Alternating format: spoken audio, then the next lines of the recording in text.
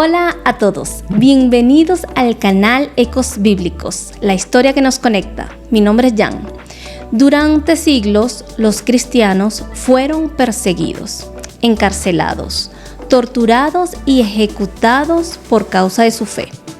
Hoy, en este último video de la serie, exploraremos la persecución más intensa durante los años 305 y 325 después de Cristo, junto al Concilio de Nicea. Y si te dijera que hoy, en pleno siglo XXI, la iglesia sigue siendo perseguida, no bajo emperadores romanos, sino bajo gobiernos modernos, culturas hostiles y silencios cómplices, quédate conmigo, porque en este video vamos a descubrir la verdad que muchos prefieren callar. La iglesia sigue siendo perseguida y el testimonio de los creyentes sigue ardiendo como fuego en medio de las sombras. Comencemos. Tenemos al emperador Galerio y Maximino Dacia en Oriente. Después de la abdicación de Diocleciano, el imperio se dividió. Y aunque Galerio comenzó con severas persecuciones, en sus últimos años moderó su postura. Galerio fue uno de los tetrarcas que continuó la gran persecución iniciada por Diocleciano, aunque al principio fue extremadamente hostil hacia los cristianos. Los mártires destacados.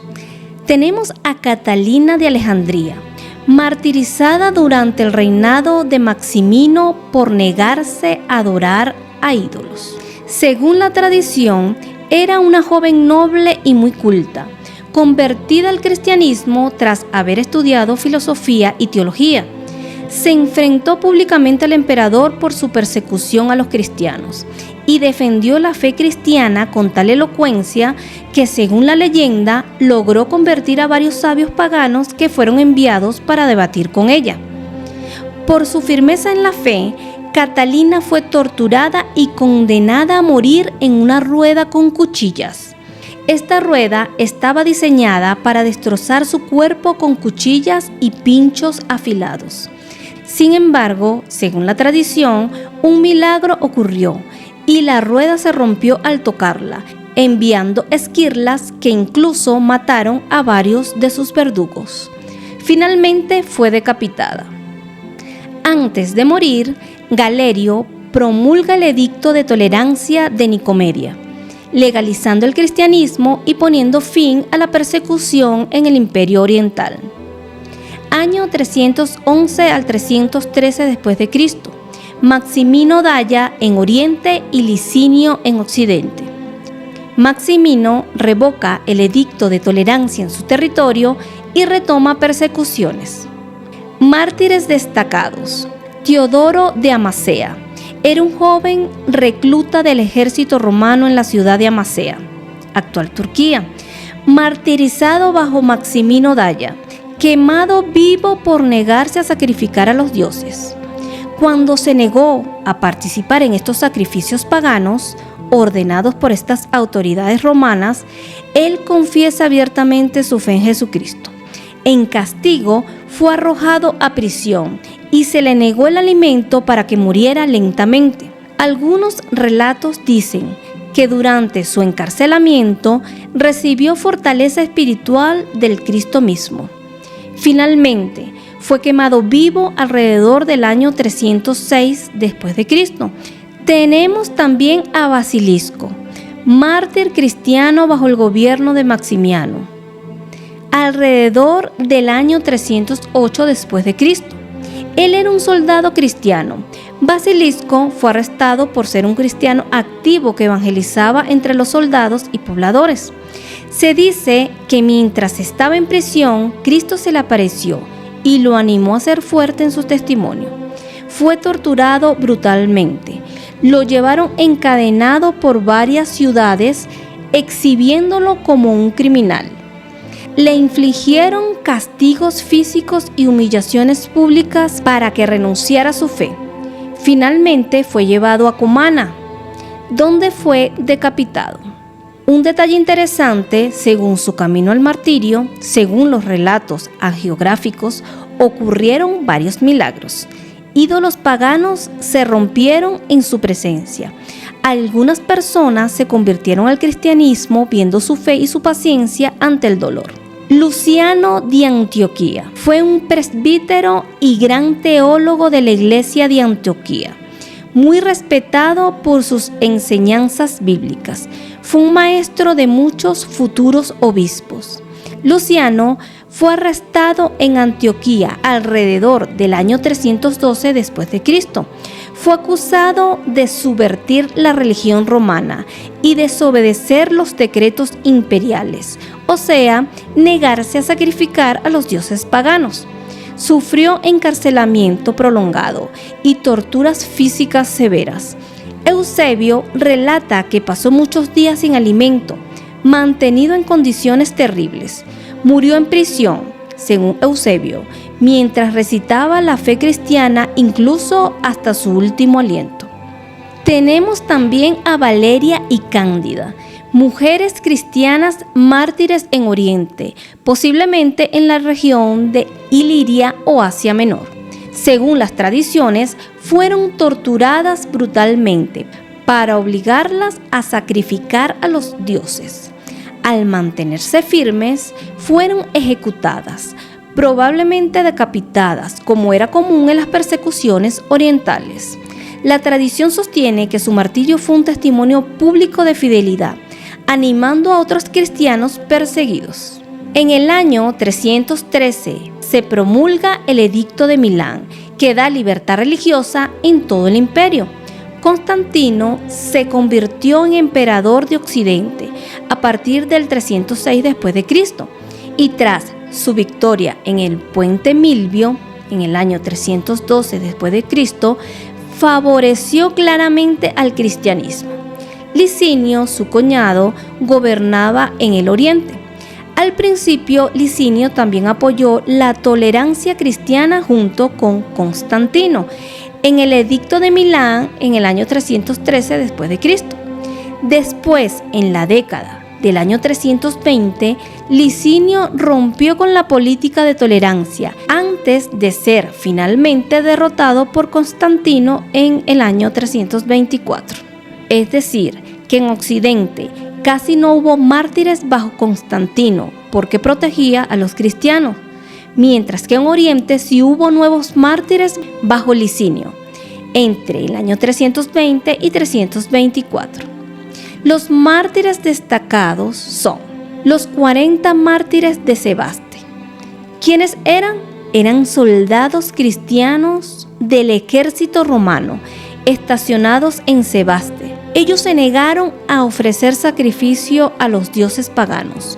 Fueron condenados a morir congelados en un lago helado durante la noche. Uno de ellos desertó, pero un guardia romano se impresionó tanto por su fe que ocupó su lugar. Basilio de Ancira. Este mártir era obispo de Ancira, la actual Ankara en Turquía. Se opuso tanto al paganismo como a la herejía arriana. Fue arrestado, torturado brutalmente y finalmente ejecutado bajo órdenes de Licinio. Llegamos al año 325 después de Cristo, con el Concilio de Nicea. A partir de este año, reunido por Constantino, quien ya había derrotado a Licinio, realiza el Concilio de Nicea. El cristianismo dejó atrás los tiempos de persecución estatal y comenzó a ser protegido por el Imperio Romano. Este momento histórico fue la plataforma que permitió el surgimiento y la institucionalización de la Iglesia que más tarde conoceríamos como la Iglesia Católica.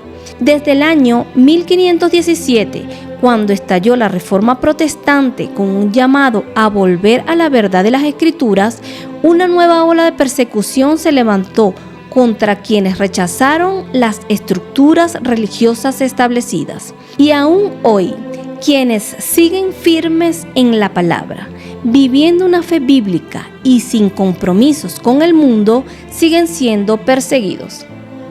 Ahora vamos a dar un paso adelante en el tiempo para explorar las persecuciones modernas aquellas que, lejos de haber desaparecido, siguen siendo la llama del testimonio cristiano hasta nuestros días. Desde Mao Zedong hasta hoy, el cristianismo evangélico ha sido severamente controlado.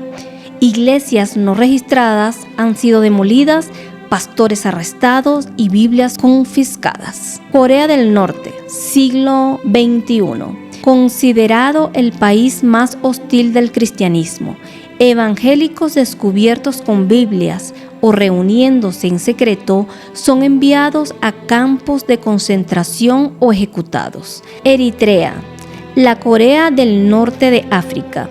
Desde los años 2000, miles de cristianos evangélicos han sido arrestados sin juicios. Se reúnen en casas y muchos han muerto en contenedores metálicos al sol como castigo. Prohibido predicar fuera de la iglesia ortodoxa oficial. En India, oleadas de violencia contra cristianos evangélicos. Desde los años 90, ataques organizados por radicales hindúes han destruido iglesias, golpeado pastores y obligado a muchos a convertirse al hinduismo. En 2023, en Manipur, cientos de iglesias fueron quemadas y miles de cristianos desplazados. En Nigeria, la persecución por grupos extremistas no paran. Boko Haram y pastores fulani han asesinado a miles de cristianos en aldeas del norte.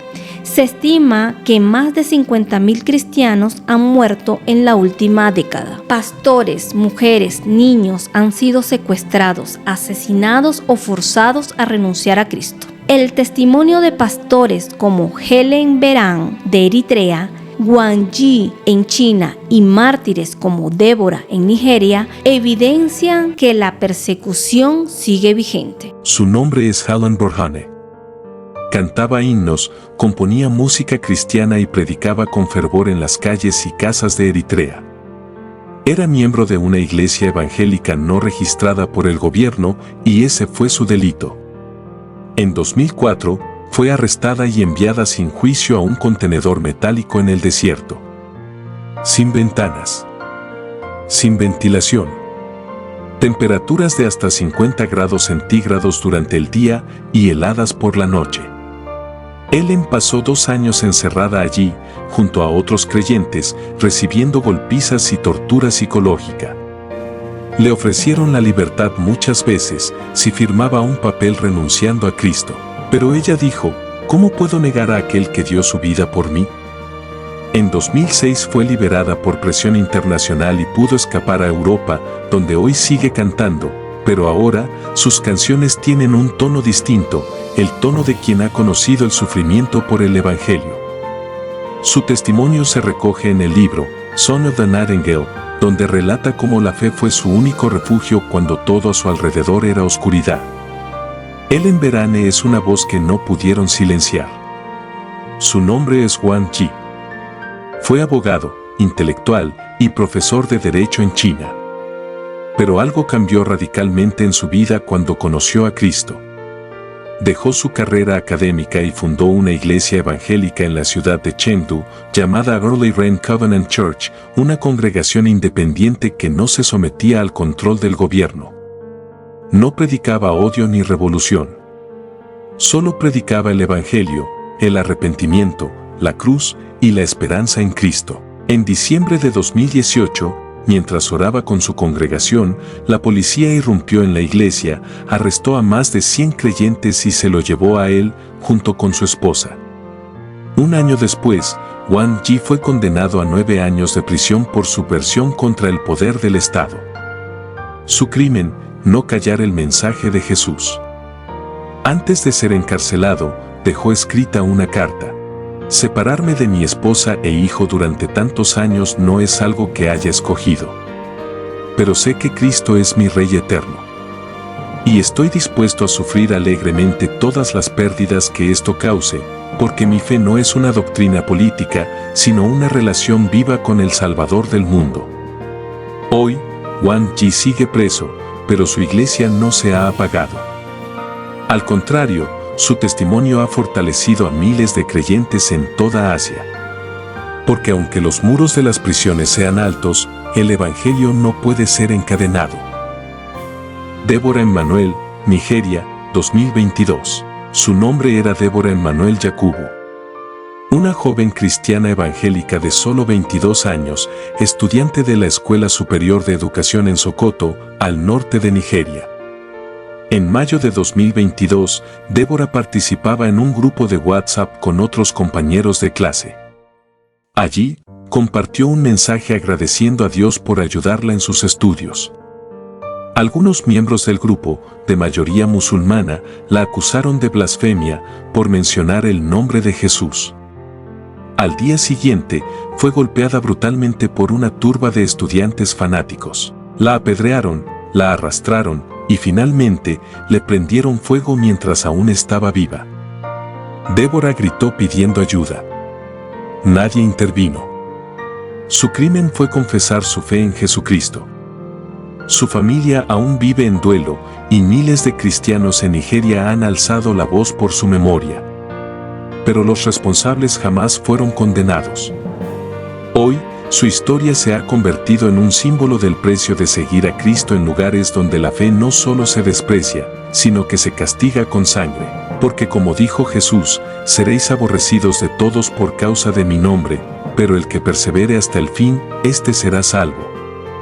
Mateo 10:22. Débora no negó su fe. Su nombre está escrito en el cielo. 70 cristianos fueron decapitados dentro de una iglesia protestante en la República Democrática del Congo. Según varios medios locales e internacionales, las víctimas habrían sido tomadas como rehenes por las fuerzas democráticas aliadas y retenidas durante varios días antes de ser asesinadas. Algunas personas están preocupadas de que en esencia lo que estamos viendo es una yihad contra los cristianos en numerosos lugares del norte de África. De manera rutinaria escuchamos informes sobre estos actos de violencia. El problema es, ¿qué pasará cuando los cristianos comiencen a defenderse? Vamos a empezar a ver el equivalente a una guerra religiosa en el continente. Y el problema es que esto traerá enormes complicaciones. Dexter Van Zyl es un experto en violencia anticristiana. Él explica que los grupos extremistas se están aprovechando de un conflicto militar para atacar a las minorías más vulnerables, es decir, a los cristianos. Bueno, en primer lugar, esto ocurrió en la República Democrática del Congo, un país enorme con aproximadamente 105 millones de habitantes. Actualmente está en conflicto con la vecina Ruanda por el territorio Kivu. La violencia fue perpetrada por una organización afiliada al ISIS. Y el asunto es que algunas personas han argumentado que en esencia están trabajando en el nombre de Ruanda, porque Ruanda es un país vecino que codicia y de hecho está tomando el control de una gran cantidad de recursos minerales en Kigali. Algo que agrava el conflicto es la poca cobertura mediática que se le da a estas tragedias. Van Zyl adjudica esto a una gran indiferencia ideológica, entre otros factores. La razón por la que esto no recibe tanta atención como, por ejemplo, el sufrimiento palestino en Gaza, es porque simplemente no hay suficientes periodistas en el terreno. Y el Congo es un lugar enorme y peligroso para ser reportero. Y francamente, hay una gran indiferencia ideológica hacia la violencia anticristiana por parte de los periodistas occidentales. Organismos internacionales vigilantes de la persecución religiosa como Puertas Abiertas hicieron un llamado a la comunidad internacional a orar y no ignorar lo que está sucediendo con las iglesias en el continente africano. Febrero 2015. 21 hombres se encontraban al borde de la eternidad en esta playa, vestidos de naranja y con las manos atadas. Se les dio una opción: negar su fe o morir. Eligieron la muerte. Nos enteramos de ello en cuanto ocurrió. Básicamente, una vez difundido, el video se extendió como un reguero de pólvora. Fue una declaración del Estado Islámico para infundir miedo en los corazones de la iglesia copta y el pueblo copto, a quien consideraban su presa favorita. Mientras el mundo veía sus muertes, sus familias sintieron la pérdida de padres, hermanos e hijos. Para las familias fue devastador. No creo que se consideraran siquiera mártires. Solo vieron que sus maridos acababan de ser asesinados, sus padres acababan de ser asesinados, sus hermanos acababan de ser asesinados, y por eso las familias lo lamentaron profundamente. Eran hombres sencillos, 20 egipcios y un hombre de Ghana, que trabajaban en Libia para mantener a sus familias y luego fueron capturados por ISIS. Creo que mucha gente recuerda las imágenes, al menos los monos naranjas, donde decapitaron a los 21. Y sabemos que no se retractaron de su fe. ¿Perdonas a los hombres de ISIS? Sí, por supuesto, porque son la razón por la que estos mártires fueron al cielo en primer lugar. En Oriente hay amenazas físicas legítimas a la gente a diario. Atraparon a un guardia y él fue quien explicó todos los detalles de lo que les pasó a los hombres. Cómo los torturaron, cómo los atraparon, cómo ensayaron el video 2 veces antes.